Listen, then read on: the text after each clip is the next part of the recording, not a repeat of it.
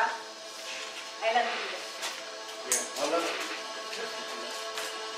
Sí, compañero de sentido, yo también amo los árboles, y la tierra húmeda ha besado mi boca, fría de vientos mágicos del sur. Ha recorrido mi cuerpo, mis manos, mi sangre y todo.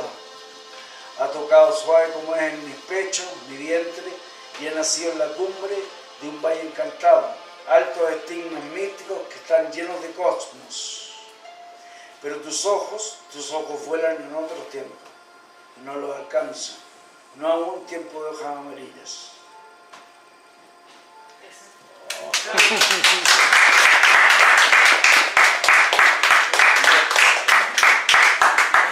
Y lo llevo conmigo hace 30 años. Me persigue. No, me persigue. Bueno, ahora quiero interpretarle un tema.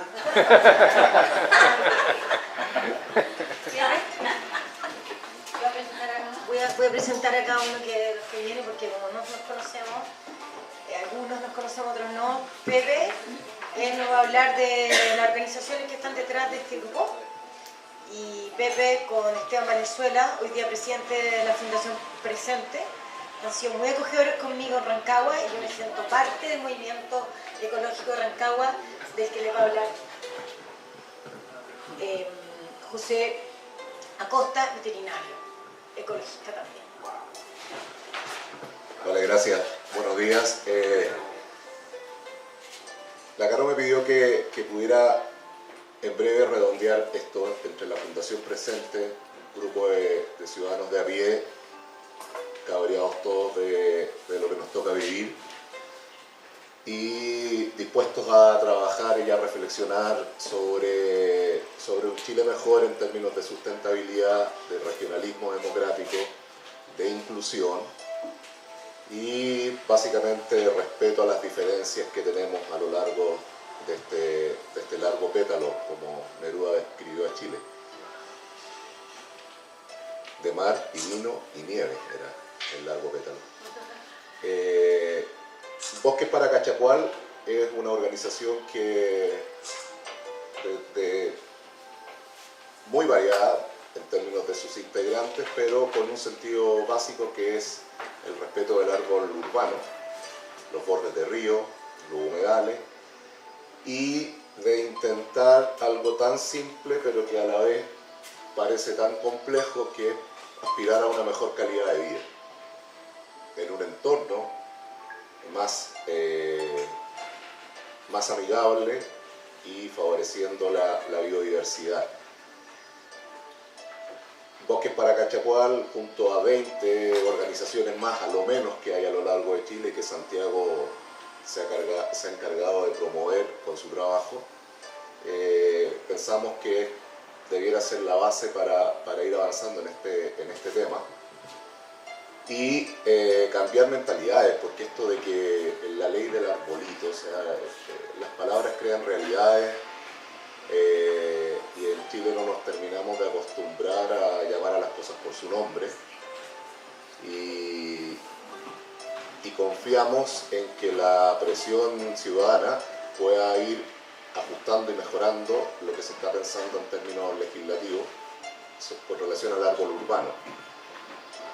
La Caro me comentaba, y con esto dejo a María Elena Mardones, ecourbanista, la buena noticia que a partir de este foro el Colegio de Arquitectos de Chile tomó la decisión de crear un comité profesional dentro de su asociación de paisaje y le han pedido a la Caro y a la María Elena que tomen las riendas, la iniciativa y que comiencen a integrar este tema dentro de la profesión y también en trabajo con las universidades. Así es que esa es la buena noticia de los impactos que estamos generando. En Rancagua contarles que nosotros pusimos un recurso de amparo contra la CGE por tala indiscriminada de árboles y nos lo acogió la Corte de Apelaciones en su momento.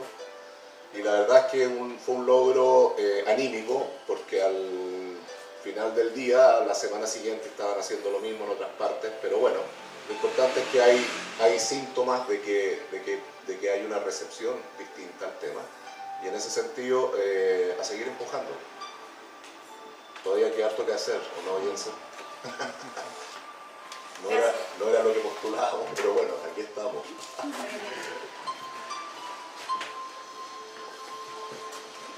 Hola, yo soy Marilena Mardone, junto con Carolina estamos trabajando, armamos una instancia que se llama Eco Village and Town, donde queremos generar un espacio para hablar y discutir de estos temas, sobre todo del ecourbanismo y la presencia de la naturaleza en los asentamientos humanos, en las ciudades, los pueblos y las villas. Carolina estudió un doctorado en París, en la Universidad Técnica de París, y además hizo un postdoc en CEDEUS. Y yo vengo también yo viví 7 años en Estados Unidos y trabajé en una oficina, en un estudio que se llamaba Berkus Group Architects, que se dedicaba justamente a planificación territorial sustentable, y estudié después acá el método, y me lo traje, el método de la planificación territorial sustentable de Ian McHugh. No sé si alguien lo conoce. No lo conoce, es el padre del ecourbanismo en Estados Unidos. Todo lo que se hace allá es en base a esta metodología, que pone en un primer lugar como protagonista del paisaje urbano la naturaleza. Y se trata es una metodología que diseña de la mano de la naturaleza y de la mano del comportamiento de la naturaleza, de las dinámicas de la naturaleza, de los elementos de la naturaleza. Nosotros aquí en esta instancia en que estamos todos reunidos, yo les voy a pedir que se sientan como unos arbolitos libres y cómodos. Sí. Y arbolitos, todos arbolitos. Seguramente cada uno de ustedes tiene una relación o un recuerdo con un árbol de la infancia, o donde pololeábamos debajo de un árbol, donde escribíamos, dibujábamos un corazón, donde íbamos de picnic después con los niños. Yo tengo el agrado de estar aquí con mi hermano, Peter. Cuando yo era chica, jugábamos, yo tenía 2 hermanos mayores y una hermana mucho más chica. Entonces no me quedaba otro que jugar con mi hermano, porque si no me aburría con la guaguita. Entonces yo me subía a los árboles con Peter. Sí. Bueno, aquí estamos para un poco en una cruzada, la verdad, del arbolado urbano, pero más que el arbolado urbano es nuestra relación con la naturaleza. Las ciudades queremos pasar, la verdad, de un paradigma del árbol que se usa como decoración de las ciudades a un árbol que estructure las ciudades, a redes ecológicas que estructuren las ciudades, y nosotros habitarla con nuestra arquitectura de manera muy humilde, porque nosotros nos hemos olvidado que somos parte de la biodiversidad de la naturaleza. Nos olvidamos de eso y pensamos que nuestro ecosistema son los edificios, las calles, el pavimento, y nuestro ecosistema real y natural, que va en nuestra esencia, es la naturaleza. Entonces queremos pasar justamente de ese paradigma del árbol funcional, del árbol como usado como elemento decorativo, al árbol ecosistémico y ecológico que estructura nuestras ciudades. Además, el árbol visto como en sus comunidades vegetales. Los árboles viven en comunidades, no viven solos, pero están destinados a la muerte, la verdad, porque los arbolitos tienen sus familias vegetales. Tal como nosotros vivimos en familia, los árboles también necesitan vivir en familia. Entonces, también como considerar eso para que el árbol y la vegetación sea realmente sustentable en nuestras ciudades y en nuestros pueblos. siéntanse cómodos de tomar café, de pararse. Como les digo yo, arbolitos libres somos todos hoy día.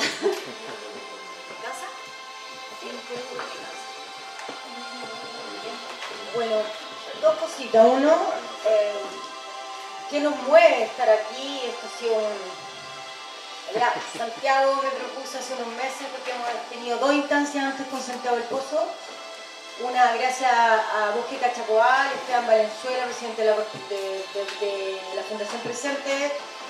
Hicimos una escuela de verano en Rancagua, en el Museo Histórico, y fue realmente muy agradable en ese momento. Y después Santiago organizó la cumbre del árbol en el Palacio Álamo, donde también llegaron gente de muchos lugares, y hemos armado una dupla que él propuso, digamos, que propuso la palabra, como la Marilena también propuso, una cruzada. Algo que a mí no se me hubiera ocurrido nunca estar en una cruzada, pero aquí estamos. ¿Y qué nos mueve? Realmente nos mueve los estudios, nos mueve 30 años de experiencia en el campo laboral, público-privado, y ver que siempre hay como un impedimento que las cosas se hagan bien. Entonces, yo me dediqué varios años a saber por qué esas cosas, por qué no se hacía bien, por qué la naturaleza no era importante en la ciudad de Chile. Entonces, pude viajar y recorrer y estudiar un magíster, un doctorado, después un postdoc en la Católica, y ver cómo se podía hacer mejor. Entonces volví a Chile, viví varios años fuera, y en eso estamos. Y realmente cuando se produjo la contingencia de que el ministro Bócar lanzó la ley del arbolito, fue porque un grupo de 17 organizaciones presionaron para esto, que están organizados por Cecilia Michea, Cecilia Benavides, desde varias regiones. Hay un movimiento ecológico en Chile importante, pero que estamos como cada uno por su lado un poco integrados. Entonces la Fundación Presente, con la ayuda de Oscar Cachapoal y con ahora otros partnerships que tenemos, otros asociados, queremos unir esto y poder colaborar entregando nuestro conocimiento científico sobre los temas variados, que vienen de muchas aristas, desde la medicina, desde la ecología, desde la biología, desde el periodismo, de las palabras y de la poesía. Entonces esto es complejo y amerita sentarse, amerita parar. Entonces tenemos un problema grave en las ciudades. En todas las ciudades hay movimiento ecológico porque se están destruyendo los ríos, los humedales. A pesar, ahora tardíamente la ley del humedal urbano está planteada, pero las leyes no son carnes, si no hay reglamentos, si no hay voluntades, y si no hay educación. Entonces estamos empezando ya juntando nosotros, lo estamos educando entre nosotros. Yo aprendo todos los veces de Santiago y él aprende de mí también, dice. Entonces yo aprendo de la María Elena, aprendo de Peter, aprendo del otro Peter, aprendemos de todo. Entonces es hacer la comunidad de conocimiento.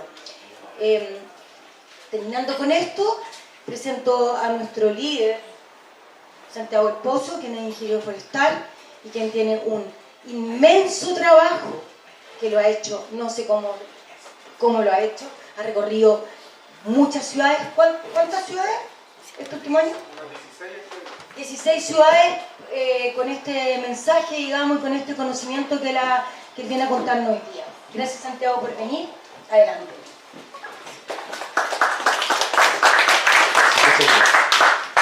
Bueno, la mayor parte de las personas que están aquí nos conocemos, y para los que no nos conocemos,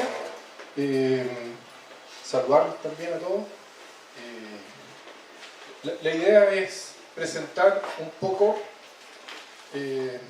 la misma presentación que he hecho durante este año y el año pasado.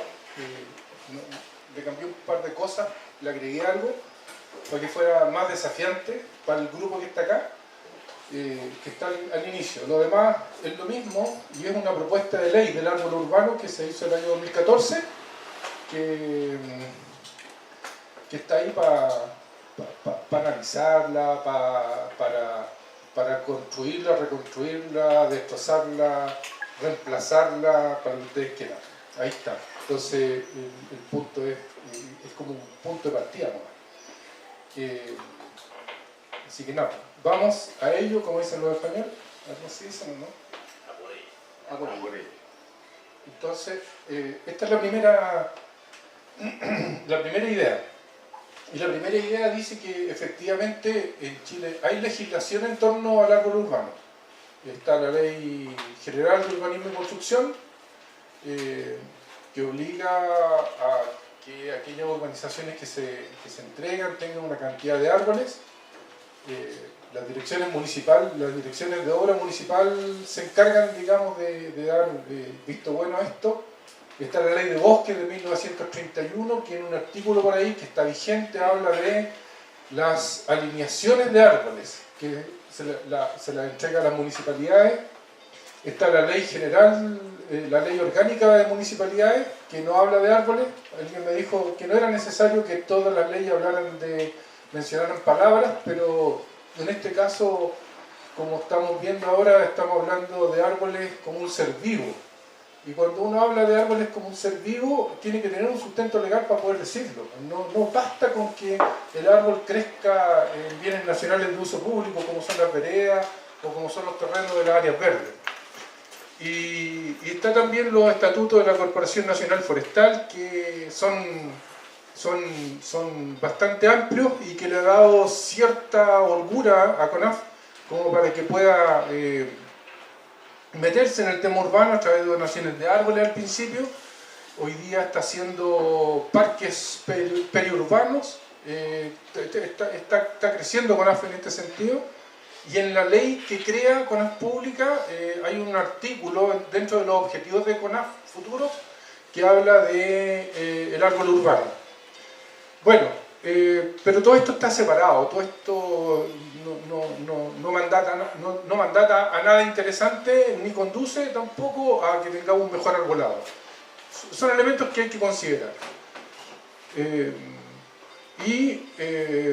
Por otro lado, esto está chúcaro. Sí, que no sé por qué se avanza. No importa. Ahí. Yo estoy con el... ¿Tú estás con el...? Sí, muchas gracias. Y por otro lado tenemos también varias disciplinas que se encargan del arbolado urbano. Está la jardinería y la topiaria, que yo no sé si ustedes han visto fotos de Champs-Élysées. Ahí hay plátanos orientales, pero están podados geométricamente. Entonces, claro, entonces es re interesante porque es algo que existe y algo que hay que considerar. Hay toda una escuela en eso y hay gente que sabe mucho en eso. También está el tema del ornato municipal. Ahí en el ornato municipal hay enfoques, hay ideas, hay gente que sabe mucho, hay gente que hace cosas, unos más que otros, pero es parte de la realidad. También está la dasonomía. Daso significa bosque. La dasonomía es una disciplina que estudia los bosques, pero también hay dasónomos que se han metido en el tema urbano, como por ejemplo Guillermo Rodríguez, que le contaba al inicio, y ha escrito varios libros él sobre esto. Él es de Los Ángeles, un antiguo ingeniero forestal.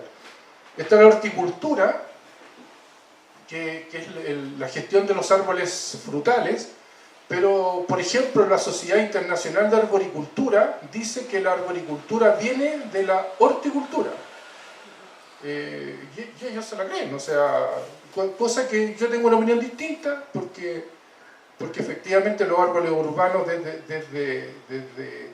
desde las primeras ciudades, desde Sumeria, Babilonia, etcétera, etcétera, de ahí para adelante, han habido árboles urbanos y no han tenido nada que ver con el tema hortícola. Entonces, de alguna manera hay que conversar eso. Le voy a mandar una carta yo a la Sociedad Internacional de Agricultura, no creo que la lean, va a ir en español, menos la van a leer todavía, pero la voy a publicar. Está el paisajismo, que es otro enfoque, un enfoque distinto, y que también hace su contribución, pero hace su contribución agregándole valor al tema del arbolado urbano a través del diseño, pero no siempre vemos que esos diseños se implementan como se pensaron o que contienen a lo mejor todo lo que nosotros esperamos que contengan. Está la arboricultura moderna, más adelante lo vamos a ver, está en base a lo que dice Alex Chaigo, y Alex Chaigo, la verdad, lo voy a criticar un poquito más adelante, y lo más probable es que lo critique cruelmente, pero tampoco va en el eje que decimos. Silvicultura urbana, está el DEBE, la silvicultura es la gestión de los bosques, Y la verdad es que el único bosque que yo conozco en Chile urbano es el Cerro Ñelol, que está en Temuco. Entonces a lo mejor ahí podríamos hacer silvicultura urbana, en un bosque. Bueno, esto es independiente de que si las personas saben o no saben técnicas de gestión del arbolado. Yo estoy hablando de las disciplinas. Y por eso estoy hablando de las disciplinas. Porque en definitiva con todo esto tenemos ese resultado.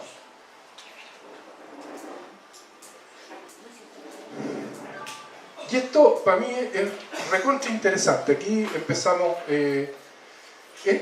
este mapa es un mapa de árboles que lo hizo el equipo que dirigía un FONDEF de la Universidad de Chile, la Facultad de Ingeniería Forestal, proyecto dirigido por Carmen Luz de la Maza. Esto lo hizo Jaime Hernández y después de hacerlo dijo que no lo haría de nuevo, porque mucho detalle.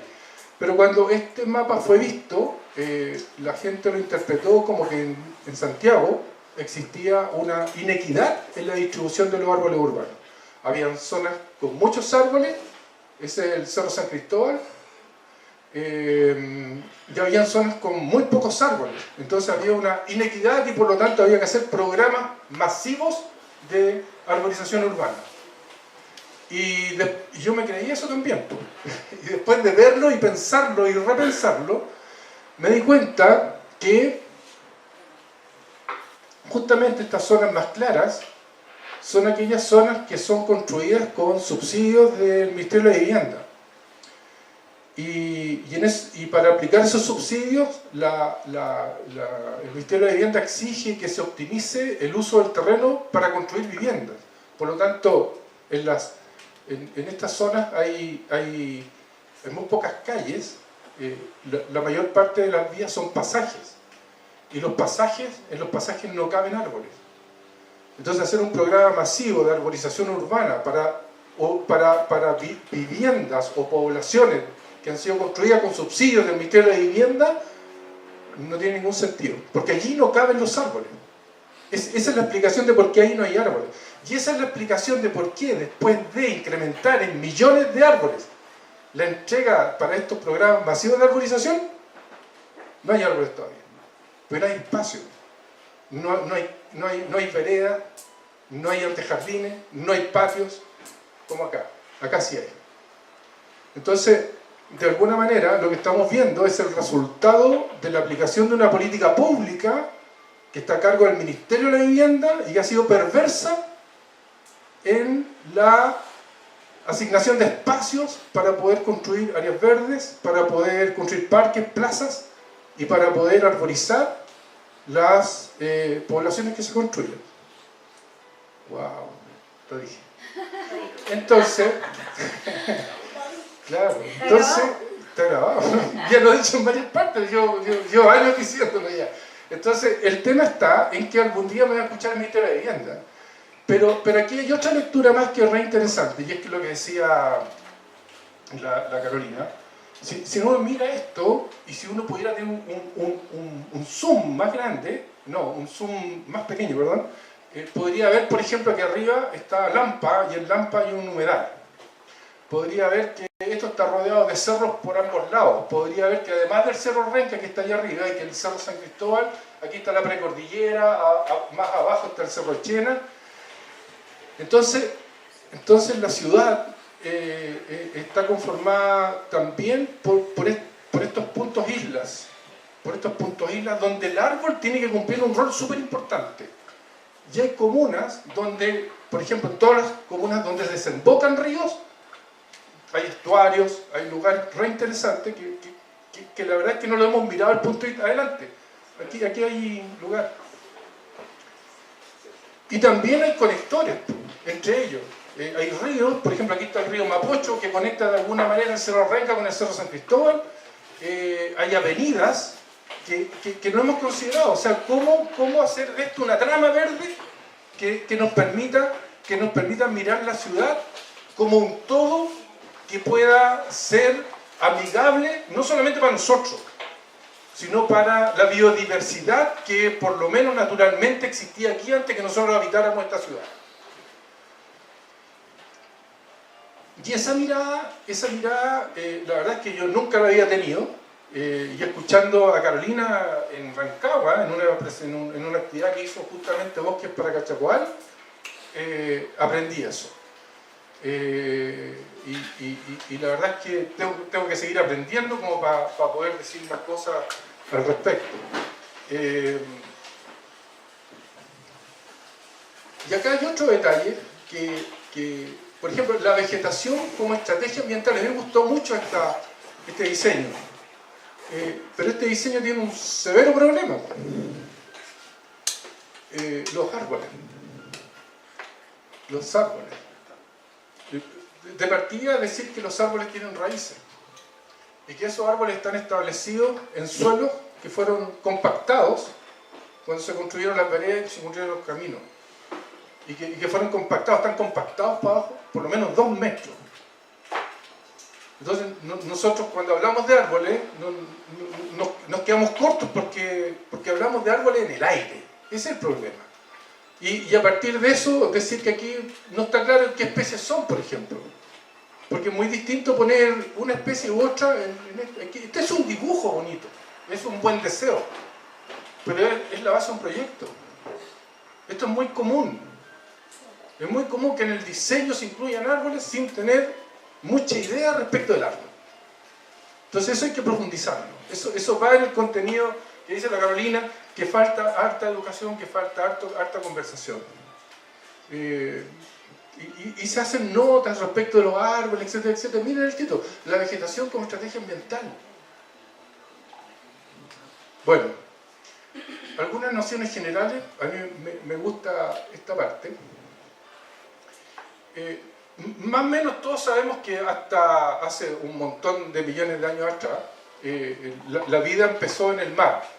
Y los primeros, no los primeros árboles, pero sí las primeras plantas fueron algas que se sostuvieron solas.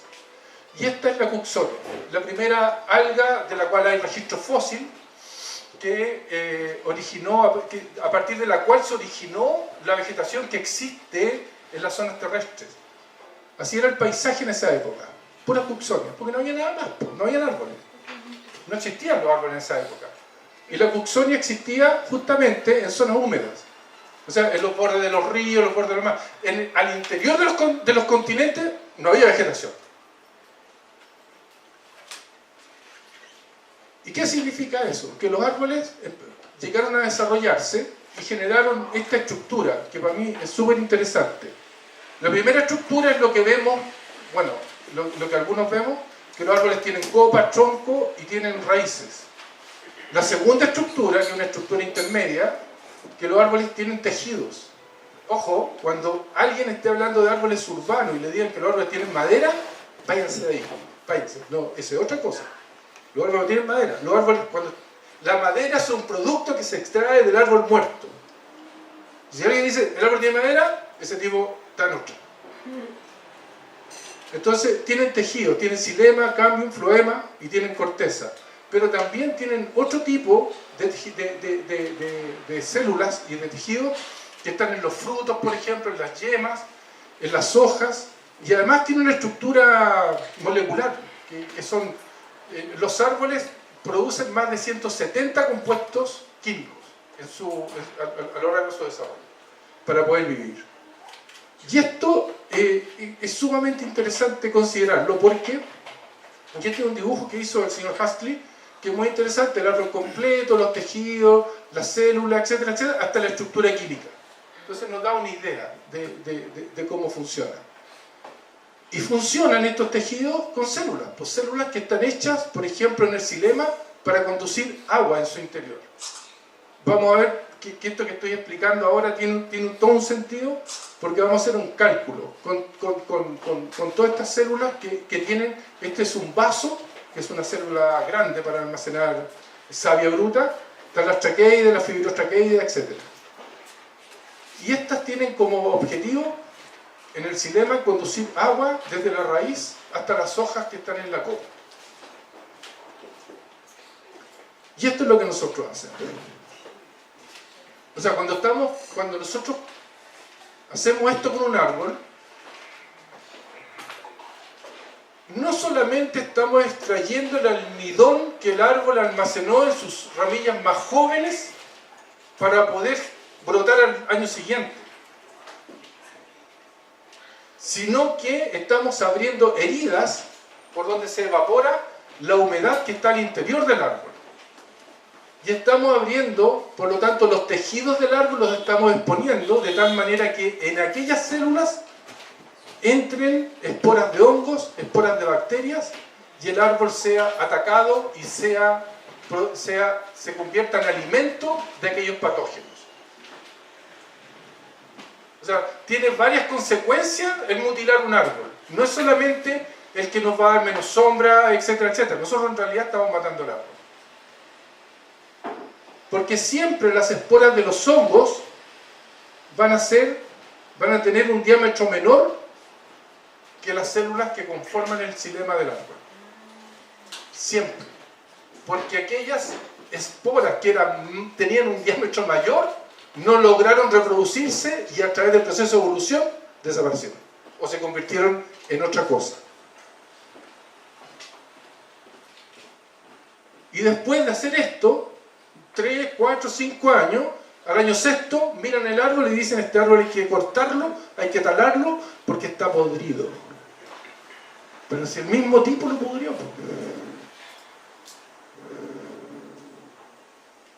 Bien. Hice un cálculo con esta fórmula que es bien común. El volumen de un cilindro es igual a pi por el radio al cuadrado por la altura. Para un diámetro de 40 centímetros, para un árbol que tiene una altura de 6 metros. Y aplicando la fórmula me dio que este cilindro, con esos datos, almacena 754 litros. Pero la porosidad del xilema es de un 60%. Los seres humanos más o menos estamos conformados por un 80% de agua. Eso es dato que se sabe. Bueno, los árboles entre 50 y 60. Por lo tanto, un árbol puede almacenar 452 litros. Y no estoy considerando las ramas ni las raíces, solamente el tronco de 6 metros y 40 centímetros de diámetro. 452 botellas de Coca-Cola puestas en filita, una al lado de otra. Botellas de Coca-Cola de 1 litro, heladita. Para fijar la idea ahí, vamos a ser mnemotécnico. ¿No es cierto? ¿Y qué es lo que hacemos? Los mutilamos. Esta es el agua que el árbol en invierno almacena para poder hacer fotosíntesis en verano. Y nosotros los mutilamos. Fíjense que estos son árboles frutales. Se corta y se sella inmediatamente. Pasta poda.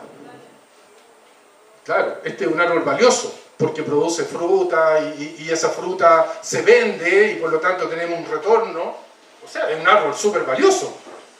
Pero el árbol nuestro, el de la calle, le echamos un poquito de pintura 10 años después de haber sido mutilado. ¿Acaso nuestros árboles urbanos no son valiosos? Primero, no hay que mutilarlos. Y segundo, si les hacemos alguna herida, hay que sellarla. Y eso, ninguna de las dos cosas las consideramos.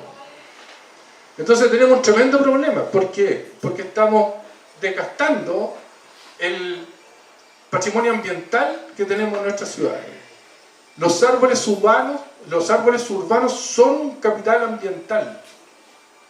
No son un pasivo ambiental, son un capital ambiental. Bueno, decir que todo esto que estoy planteando está en el contexto también de lo que hoy día se conoce como la infraestructura verde, que son nuestros árboles urbanos que se contraponen con el concepto de infraestructura gris, que son el cableado, los tubos que van por la calle, etcétera, etcétera. Que también tiene todo esto un fundamento, que está en el fundamento de la arboricultura urbana, y que nos permite, por lo tanto, mirar los árboles desde otra perspectiva. Y siempre pongo esto porque la verdad es que no sabemos qué es la arboricultura urbana. y como no sabemos, hay que explicarlo. Es re fácil.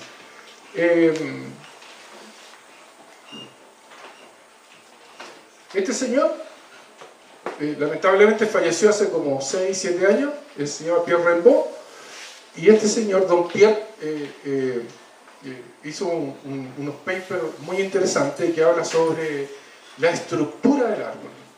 Y él habla de un concepto que ha quedado muy arraigado, que es el concepto de reiteración.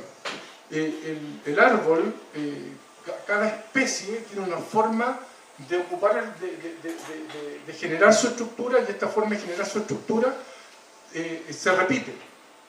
Y finalmente las ramas primarias tienen la misma estructura que el árbol completo, y las ramas secundarias tienen la misma estructura que las ramas primarias. Entonces, de alguna manera, el árbol, para poder generarse, para poder desarrollarse, genera una estructura propia, y esa estructura propia tiene una explicación genética. No es casualidad que el árbol sea, que el roble sea roble, que el coigüe sea coigüe, que el peumo sea peumo. No es casualidad. Cada uno tiene su propia estructura, su forma de apearse en este mundo. Y esta estructura, el señor Oldeman, que trabajó después este tema va más allá del primer desarrollo del árbol. Este es un olivo, y si uno mira al medio, está el árbol original. El árbol original falleció, pero se reiteró. Y al reiterarse, la raíz sigue alimentando al mismo árbol, estas ramas nuevas siguen alimentando el tronco muerto, y por lo tanto la reiteración es una forma de desarrollarse de los árboles. Hay árboles que no se reiteran, y hay árboles que sí se reiteran. Por ejemplo, los álamos sí se reiteran. Hay un dato por ahí de un bosque de álamo en Pensilvania que tiene 80 acres. Y lo estudiaron, y ese es el mismo árbol que se ha ido reiterando en el tiempo. Y este otro es Oltisco, que está en Suecia. Es un árbol que tiene 9.550 años, y esto mide como 30 metros. Y este árbol, lo que tiene 9.550 años es la raíz. Entonces estamos frente a un árbol, el más viejo que existe en la Tierra, y que se reitera cada cierto tiempo. Cada cierto tiempo se reitera. ¿Y qué hacemos nosotros en un parque cuando tenemos un árbol viejo? ¿Qué hacemos nosotros cuando vemos un pruno que se está reiterando, por ejemplo? Lo cortamos, lo matamos. No tenemos idea de árboles, ese es el problema. No sabemos de árboles. Y para manejar árboles urbanos hay que saber de árboles, porque si no, lo estamos matando. Lo estamos mutilando, no dejamos que se reiteren, los plantamos en suelos que están absolutamente compactados, y etcétera, etcétera, etcétera, etcétera. Y este señor, a mí me encanta, lo vi en un video, es un viejito encantador, pero hay otro viejito más encantador más adelante. Pero mira, este se llama Francis Salé. Francis Salé es un ecólogo, y él le preguntó a sus amigos ecólogos cómo los árboles ocupaban el espacio, respecto ahora de la arquitectura del árbol. Y sus amigos ecólogos le mandaron cartas y le respondieron en clave botánica. Bueno, resulta que llegó a la suma de 22 formas de crecimiento. 22 formas de crecimiento. Entonces, si algún día yo encuentro una forma distinta de cómo crecen los árboles y le mando una carta, él va a poner el número 23 y aquí abajo va a poner mi apellido. Esta forma se la envió el señor Bell, otro ecólogo. Bueno, hay ecólogos que se llaman Leu, Weinberg, bueno, etcétera, etcétera. Ahí está el apellido de los muchachos. Y eso también es interesante, porque si yo voy a intervenir un árbol, tengo que saber cómo ocupa el espacio, tengo que mirarlo, tengo que entender el árbol.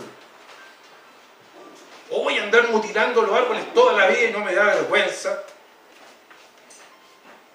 Algún día tengo que aprender, pues. Y ese caballero que está ahí se llama Ted Green. Ted Green ha estudiado durante toda su vida los árboles añosos. Y en Inglaterra, hayas de 500 años, por ejemplo. Y este caballero creó el foro de árboles ancianos en Inglaterra, y si ustedes buscan a Ted Green, van a poder encontrar varios libros que ha elaborado el foro, que son muy interesantes. Y él descubrió, por ejemplo, este árbol que es muy interesante. Él descubrió esto. Esto es una coraza que hace el árbol. Ted Green dice que es madera no viva. No es que esté muerta, es no viva. Y el árbol la genera cuando el árbol empieza a ser atacado por patógenos, por insectos, etcétera, etcétera. La genera y la deja ahí, no la alimenta nunca más. No está muerta esa madera, es una coraza que el árbol anciano genera. Nosotros no lo hemos visto porque nosotros tenemos árboles ancianos y si pillamos un árbol anciano lo talamos, entonces jamás vamos a ver esto. ¿Cómo reacciona frente a un ataque un coigüe anciano? En Valdivia, el coigüe en la pelea. Bueno. Y este caballero, que a mí me hace mucha fuerza, se llama William Moore.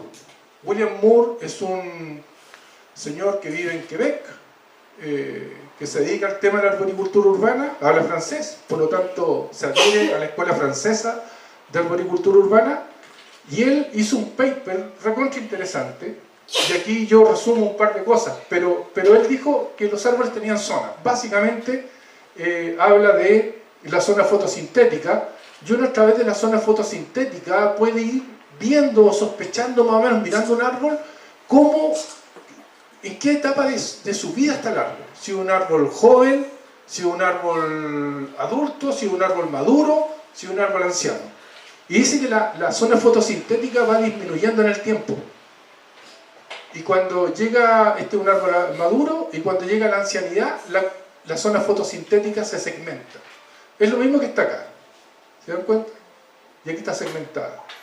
Así se ponen los árboles ancianos.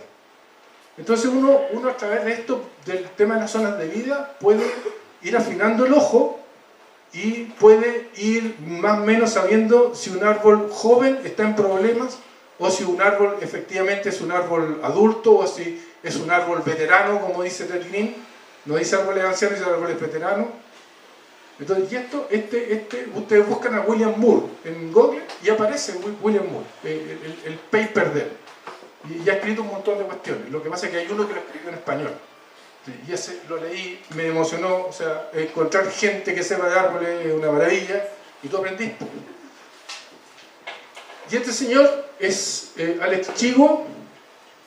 Este señor se hizo una pregunta justo cuando inventaron la motosierra. Y la pregunta de él era, ¿cómo son los árboles por dentro? ¿Cómo son atacados los árboles cuando tienen heridas? Y ahí está en un bosque el señor Ted Green, abriendo un árbol que efectivamente tiene una herida. Y él se dio cuenta que cuando la herida es paralela a la corteza, la herida, el daño interno es menor. Cuando la herida es muy externa o es más interna, el daño que se produce en el árbol es mayor. Y por eso él inventó el concepto del corte perfecto, que es ese corte que se hace parejito a la corteza del árbol. ¿Has escuchado eso? El corte perfecto es el corte que se hace parejito en la corteza, en el cuello de la rama. Bueno, eso probablemente sea interesante en bosques naturales, pero en bosques urbanos y en árboles urbanos esa cuestión no corre. Por lo que le acabo de explicar. No lo voy a entender, perdona. Sí. El tema del corte. Sí, mira. Él descubrió, señor Alex Chaigo, que cuando cae una rama, cuando una rama se desgancha o cuando cae un árbol y daña a otro, si la herida se hizo más o menos a la altura de la corteza, el daño interior que va a tener después el árbol, producto del ataque de patógenos, etcétera, etcétera, va a ser menor que si la herida hace un hueco aquí o si la herida se produce más afuera, en la rama. Es dispareja, por decirlo de alguna manera. Y eso generó un concepto que se usa mucho. Y el concepto es el del corte perfecto. Y el corte perfecto se hace en un espacio que se ve en las ramas, que es el espacio donde la rama abandona el tronco y empieza a hacer rama. Ahí hay una línea siempre, o casi siempre. ¿Y ese corte perfecto es con qué fin? Que el daño sea menor. De hecho, el mismo Alex Chigo dijo, lo mejor que podemos hacer por un árbol es podarlo. Y lo peor que podemos hacer por a un árbol es podarlo. Porque él sabía que, aunque hagamos el corte perfecto, el ataque de hongo se va a producir igual. Claro, y eso se aplica en arboricultura urbana. ¿Pero no depende de la época también eso? No, Porque no. en invierno la savia no se mueve de la misma manera o con la misma intensidad que se hace No, yo creo que... en primavera. Sí, interesante la pregunta. Yo creo que en bosques tropicales, donde siempre hay mucha humedad y el árbol tiene agua suficiente, no pasa nada. Pero en árboles como los nuestros, siempre aquí va a haber un colapso interno del agua, de la savia.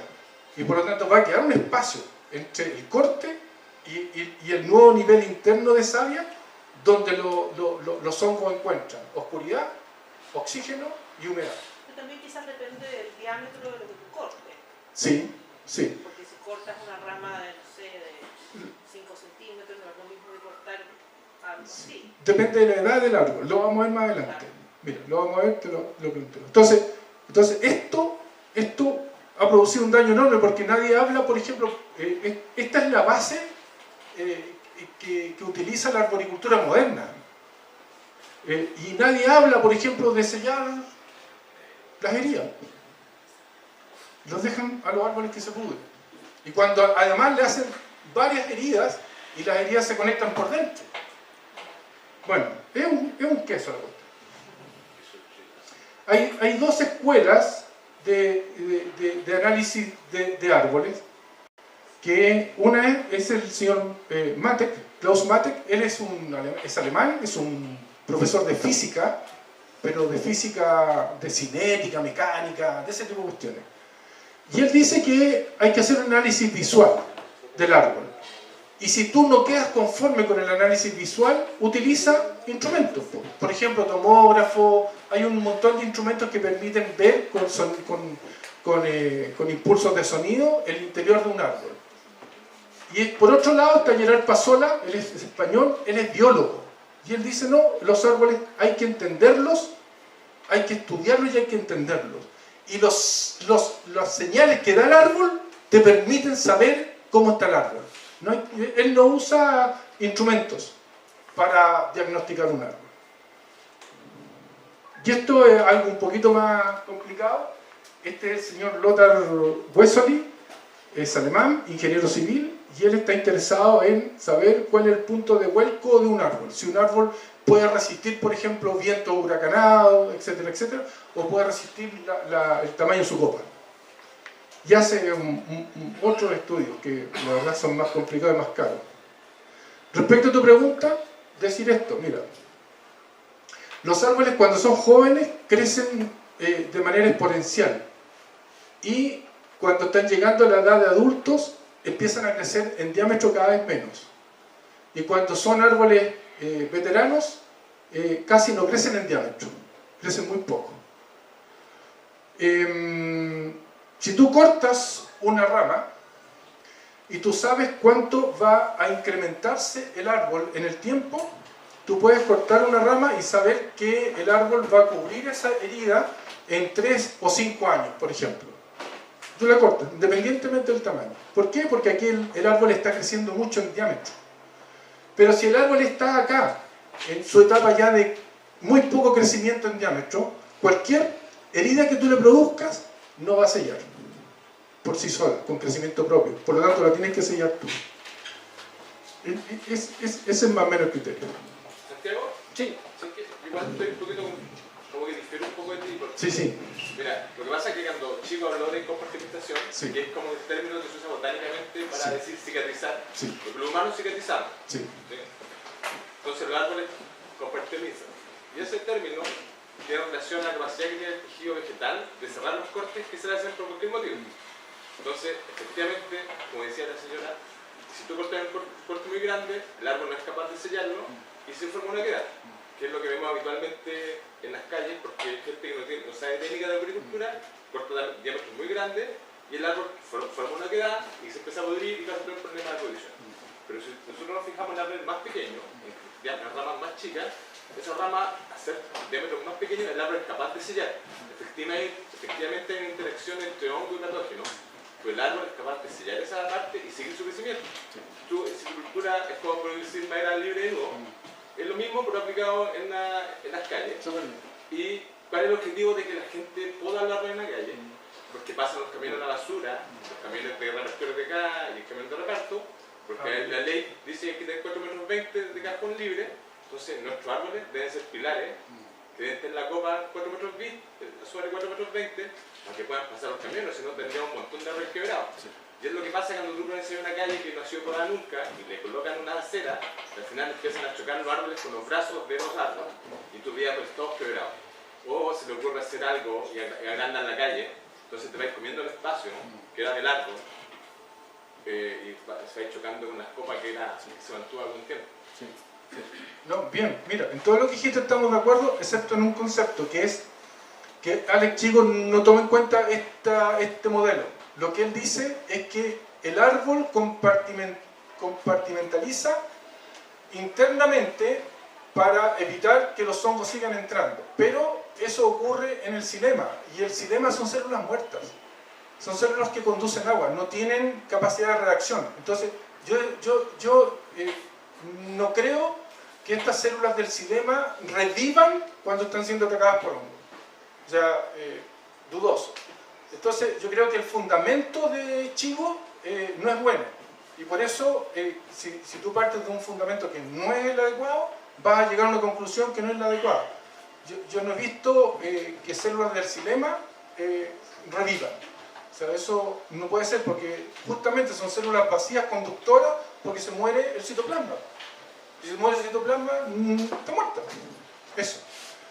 Ahora, con todo lo que he dicho, plantear que si uno quiere, o sea, fijémonos que el grueso de la actividad que se hace con árboles urbanos está centrada básicamente en podar.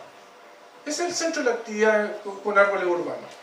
Por lo tanto, nosotros estamos interviniendo el árbol cuando el árbol está adulto. Pero si nosotros nos preocupáramos del árbol, de producir un árbol pequeño de calidad, y ese árbol pequeño de calidad le diéramos una estructura adecuada cuando es un árbol joven, después tendríamos un árbol adulto con la estructura adecuada, no tendríamos que podarlo. Entonces estamos poniendo el acento en el lugar equivocado. Dejamos que crezca, que se desarrolle, y cuando está grande, igual que un niño, y cuando está grande, tiene mala estructura, tiene mala arquitectura, etcétera, etcétera, está interfiriendo con la demás infraestructura, entonces lo podamos. Y lo que debiéramos hacer, en consecuencia, es tener semillas certificadas. Les doy un ejemplo. Yo conozco el caso de un señor en un vivero que tiene que recolectar semillas de quillay para el vivero todos los años. Y él va todos los años al mismo árbol. Y es un árbol grande que tiene ramas bajas. Y por lo tanto, para él no tiene que llevar escalera, no tiene que subirse al árbol, nada, sino que recolecta las semillas de la rama baja. Pero un árbol grande con ramas bajas probablemente no sea el árbol que tiene la estructura y la arquitectura más adecuada para la zona urbana. Por lo tanto, esas semillas van a producir árboles que cuando estén en estado adulto van a ser muy grandes y van a producir muchas ramas bajas. Entonces, hay que preocuparse de la semilla. Extraer semillas de árboles que tienen, cuando adultos, una estructura adecuada. Y nosotros en Chile no certificamos las semillas. Ni siquiera sabemos de dónde vienen las semillas. Y si hiciéramos eso, tuviéramos semillas certificadas, podríamos en vivero producir esos árboles que van a tener buena forma y podríamos darle a esos árboles en vivero una segunda cualidad, que sean árboles de calidad. Y árbol de calidad es un árbol que tiene más de 2 metros, que tiene una copa formada y que se sostiene por sí solo. O sea, no hay que plantarlo amarrado a un palo para que no se caiga. Y ese árbol de calidad sí que se va a desarrollar y sí que va a poder ser un árbol que crezca en función al lugar donde se instala. Y si hacemos esas dos cosas, tenemos semillas certificadas y además producimos árboles de calidad, cuando el árbol al árbol juvenil le podemos hacer poda de formación.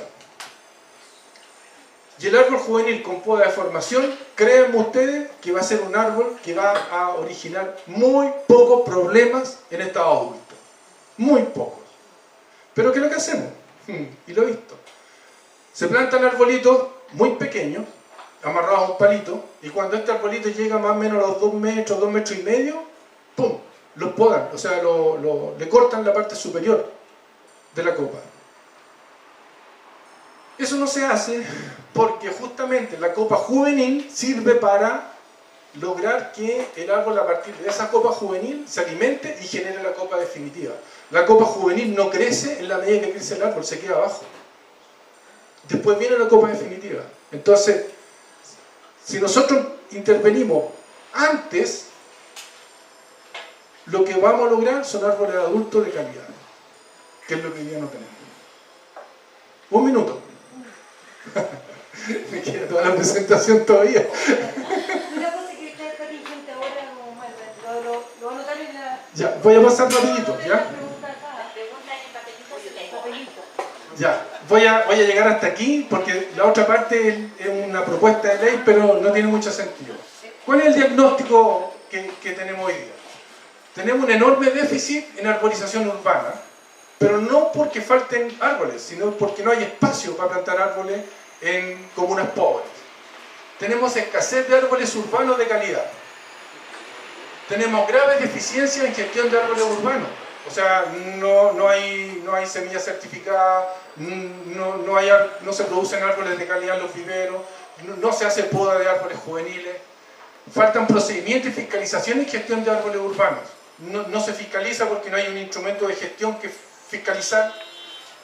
Falta coordinación entre organismos con competencias relacionadas. Hay organismos que hacen cosas y la hacen a la pinta de ellos. Por ejemplo, hoy día las municipalidades tienen la potestad respecto a los árboles urbanos, pero otras instituciones que actúan en relación al árbol urbano hacen sus propias políticas y no conversan con las necesidades que las municipalidades tienen de árboles urbanos.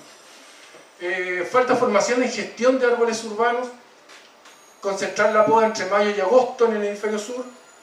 El árbol urbano no está vinculado al desarrollo comunal, o sea, no hay planes directores de árboles urbanos. Árboles singulares sin protección, los árboles ancianos. Yo siempre doy el ejemplo del canelo que plantó Gabriela Mistral cuando volvió a Chile después de recibir el premio Nobel. Hizo una gira al sur y en la plaza de Osorno plantó un canelo. Resulta que ese canelo se murió y ahora plantaron otro. Ese es un árbol singular, un árbol importante, lo plantó Gabriela Mistral. Bueno, hay más ejemplos. Hay muchos árboles singulares en Chile y no hay una protección de ellos.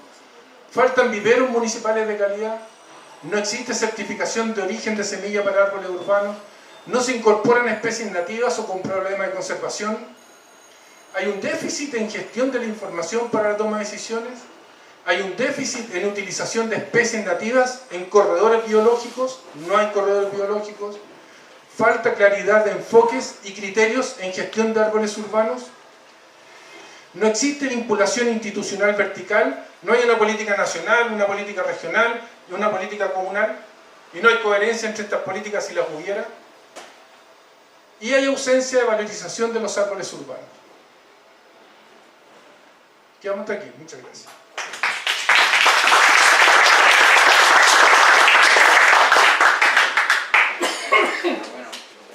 Lo que queda. ¿Quién modera? No se cortito, tengo una contradicción. No,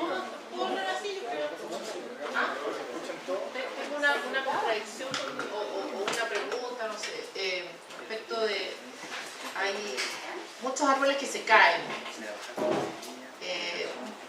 Yo muchas veces le echo la culpa porque hicieron después la vereda, entonces cortaron el árbol, que el árbol no lo regan, que se apolilló, qué sé yo. Y a veces no es ninguna de ellas, solo se caen. O no sabemos si se van a caer o no, y la gente le pregunta, oye, ¿este árbol lo corto o no lo corto? Está al lado de la piscina, hay 4 casas, está en un condominio, un pino, no sé, 30 metros de altura. ¿Qué hago con él? Entonces, uno no quiere sacar el árbol. Yo soy agrónomo y protejo siempre eso, pero cuando realmente veo que en realidad va a ocasionar un daño, va a ser mejor prevenir que curar. Pero hay muchos árboles que se caen sin nada. Entonces, al final, esa es mi pregunta. ¿Qué puedes decirnos tú de eso? Sí, perfecto. Hay algunos datos que se pueden dar. Mira, yo hice una pregunta hace 2 años atrás, parece, a las municipalidades. Y les pregunté cuántos árboles se caían al año. Y por año, 2014, 2015, 2016, algo así fue.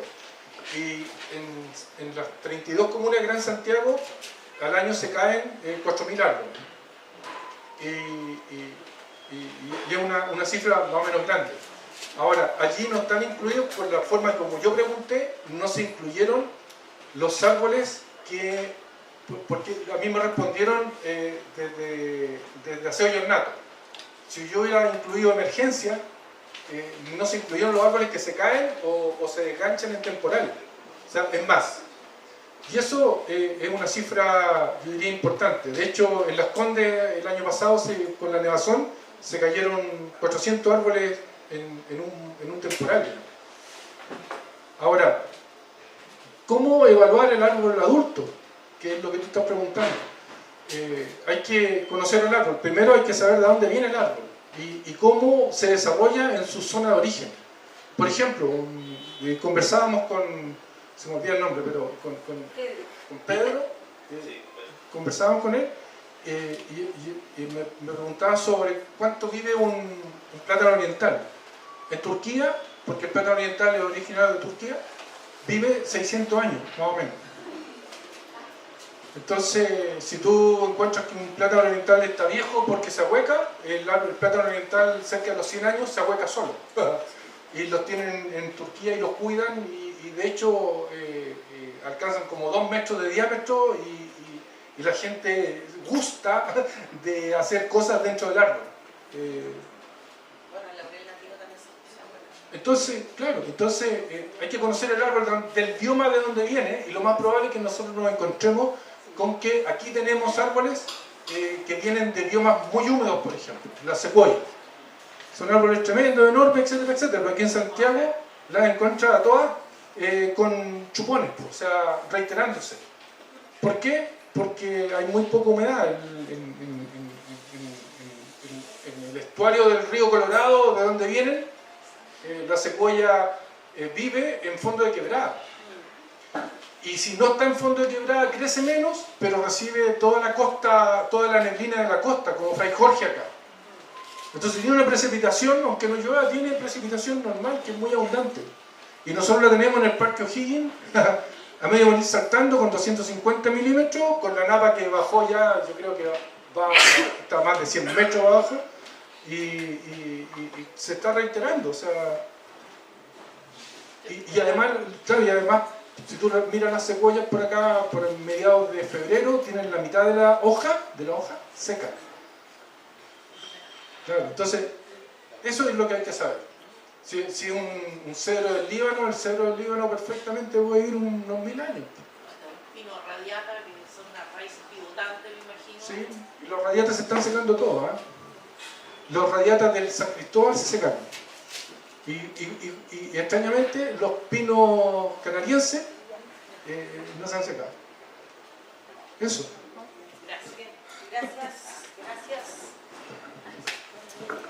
Gracias Santiago por tu excelente avance en este tiempo. Un aplauso para creo que los lineamientos son bastante concretos y son fruto del trabajo que ha hecho en los años que ha estado dedicado, pero sobre todo hay algunos que veo que han aparecido en último tiempo en su gira.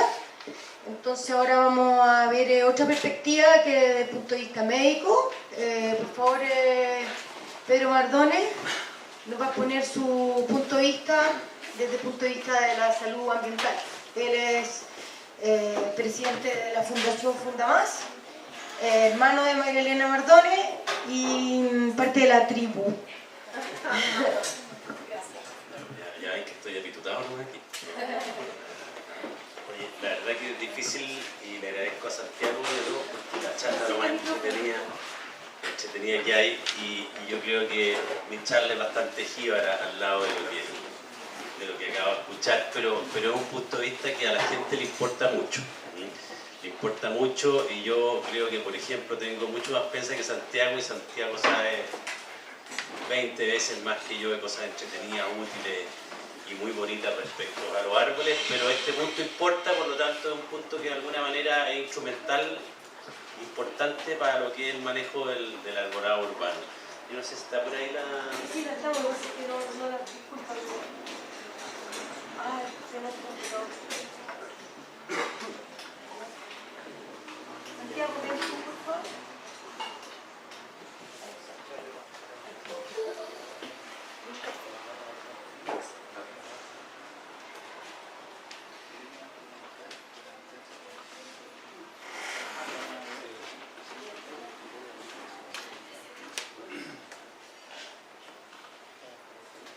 Esa es la segunda.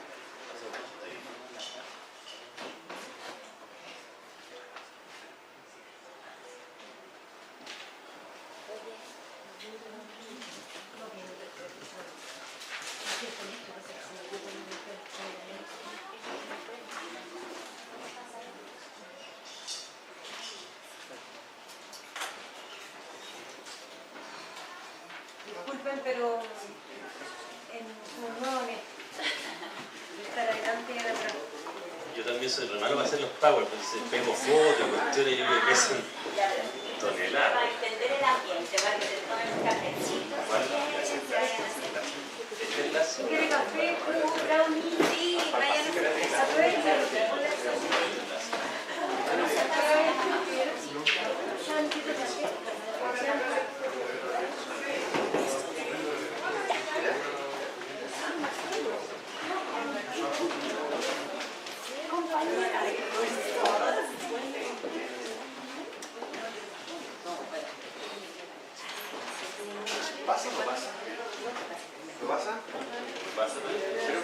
¿La otra vez estuvo bien?